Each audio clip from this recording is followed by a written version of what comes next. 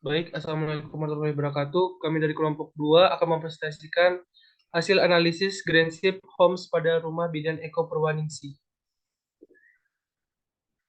Berikut anggota tim kelompok dari 2 RB.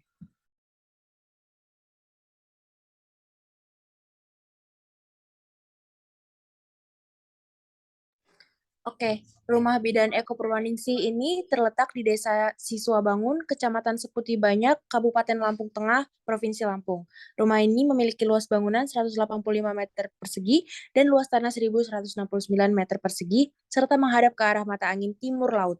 Rumah tersebut terdiri dari beberapa ruangan, yakni ruang tamu, ruang keluarga, dapur bersih, 4 kamar tidur, ruang sholat, ruang makan, ruang dapur kotor, 7 kamar mandi, ruang bersalin, ruang praktek, ruang tunggu, ruang penginapan, ruang bayi, dan ruang obat-obatan. Rumah tersebut adalah rumah yang akan dinilai dari tugas proyek kelayakan dan prasyarat tersebut yang akan mengacu berdasarkan panduan Greenship Homes Feed 1.0.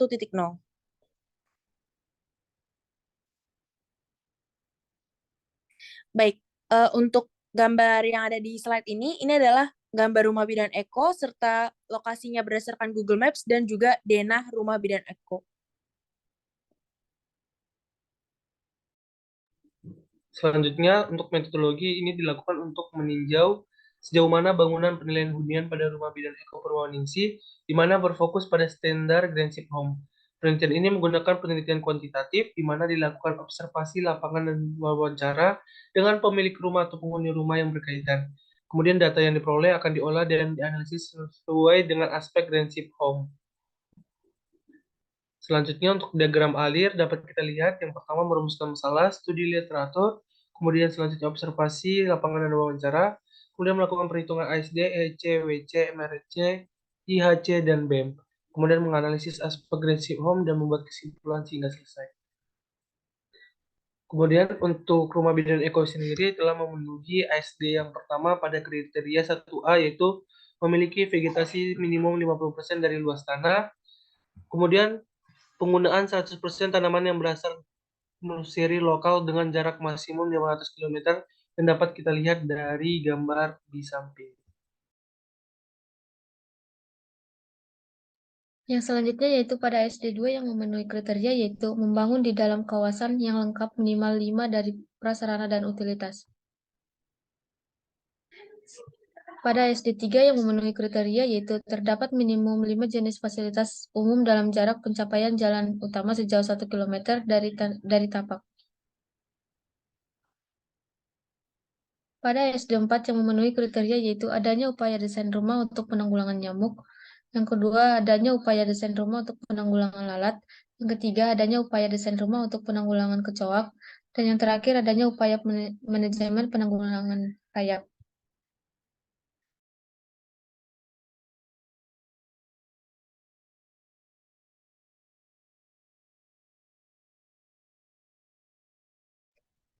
Pada SD5 yang memenuhi kriteria yaitu adanya akses menuju rute angkutan umum dalam jangkauan 500 meter.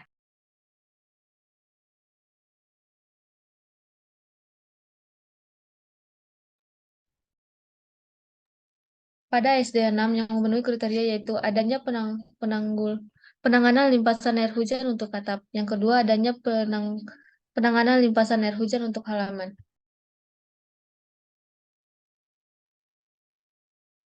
Untuk selanjutnya pada kode EEC1 sudah memenuhi yaitu bagian menyediakan submetering untuk salah satu komponen lampu atau AC atau kontak, melakukan perhitungan konsumsi listrik pada rumah dengan KWH per meter. Next.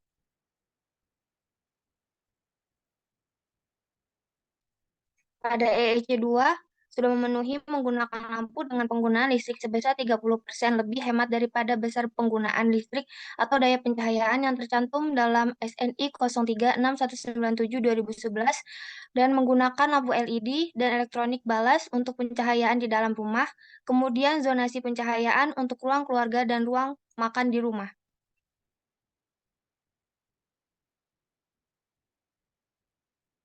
Pada EEC3 sudah memenuhi pada bagian rumah mampu memberikan kondisi termal yang nyaman bagi penghuni tanpa menggunakan AC dan telah memenuhi minimal 3 poin dari IHC 1.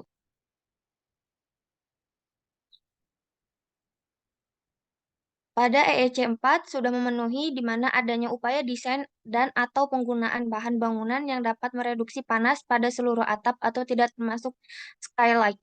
Adanya upaya desain dan atau penggunaan bahan bangunan yang dapat mereduksi panas pada seluruh dinding dan lantai. Pada EEC 5 sudah terpenuhi yaitu kriteria 1A, menggunakan peralatan elektrik pada rumah yang berlabel hemat energi minimum sebanyak 75% dari total daya atau watt peralatan elektrik. Kemudian untuk WAC1 yaitu terpenuhi kriteria yang pertama yaitu memiliki meteran air di sumber air primer. Kemudian untuk WAC2 yaitu terpenuhi untuk kriteria 1C yaitu memiliki total skor penghematan air sebesar 6-7. Kemudian untuk WAC3 yaitu tidak ada yang terpenuhi dalam kriterianya.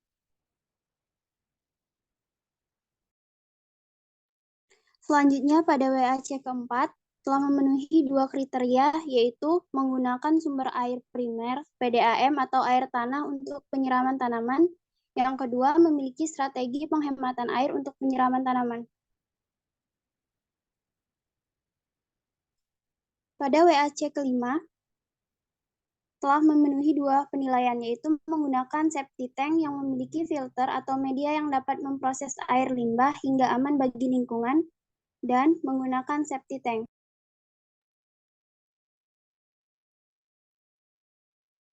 Selanjutnya, material resources and cycle atau MRC, yaitu telah memenuhi satu penilaian, tidak menggunakan refrigeran HFC. Bila tidak menggunakan AC, maka memenuhi tolak ukur ini dan mendapatkan nilai 1.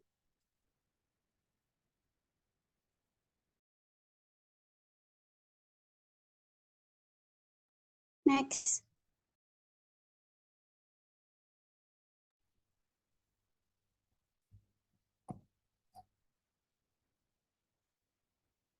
Ya baik, selanjutnya yaitu MRC3 untuk aspek yang memenuhi yaitu menggunakan furnitur dari sumber terbarukan, daur ulang dan atau bekas. Next. Untuk MRC4 aspek yang memenuhi yaitu menggunakan material yang proses produksinya memiliki sistem manajemen lingkungan. Next.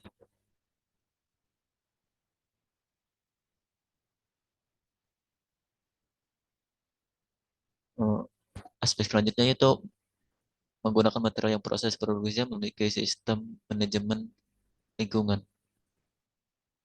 Next. Kita lanjut ke MRC 5 telah memenuhi satu kriteria, itu menggunakan kayu yang legal sesuai dengan peraturan pemerintah. Lalu pada MRC 6 tidak memenuhi pada kriteria tersebut. Lalu pada MRC 7 telah memenuhi kriteria pada menggunakan seluruh material yang lokasi asal bahan bakunya utama dan fabrikasi berada di dalam radius 1000 km. Lalu pada MRC 8 yaitu telah memenuhi pada kriteria melakukan perhitungan jejak karbon yang berasal dari penggunaan bahan bangunan utama, semen olahan, bata merah, besi beton, keramik kaca, dan kayu.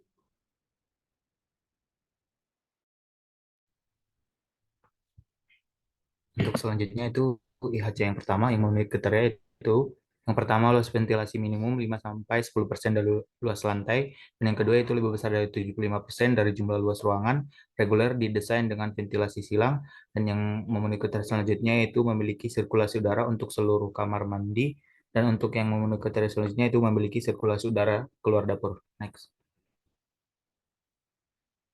Dan untuk selanjutnya itu IHC2 yang memenuhi kriteria yaitu cahaya alami dapat menerangi minimal 50% luas ruang rumah sesuai dengan standar lux berdasarkan SNI yang berlaku. Dan selanjutnya itu IHC3 yang memenuhi kriteria yaitu menggunakan lampu dengan tingkat pencahayaan iluminasi ruangan sesuai dengan SNI yang berlaku.